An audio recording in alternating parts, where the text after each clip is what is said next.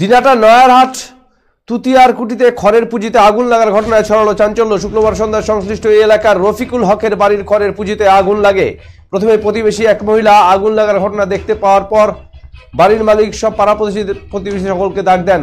তার ডাকে সাড়া দিয়ে বাড়ির মালিক সহ পাড়া প্রতিবেশীরা ছুটে এসে আগুন নেভানোর চেষ্টা চালায়। যদিও আগুন নেভাতে সক্ষম হয় না তারা, তৎক্ষণাৎ খবর দেওয়া হয় দিনহাটা দমকল কেন্দ্রে। কিছুক্ষণের মধ্যেই দিনহাটা দমকল কেন্দ্রের একটি ইঞ্জিন ও দমকল কর্মীরা ঘটনাস্থলে পৌঁছায়। প্রায় 1 ঘন্টার চেষ্টার পর এই দমকল কর্মীরা আগুন নিয়ন্ত্রণে আনে।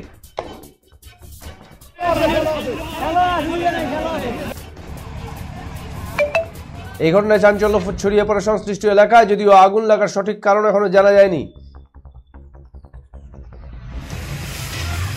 কিভাবে লাগলো, কি দেখলেন? আমরা তো জানি না, আমরা তো মনে করো বাজারে ছিলাম।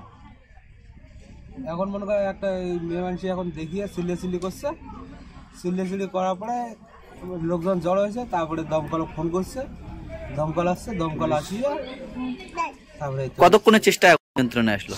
মোটামুটি 2 ঘন্টা খানে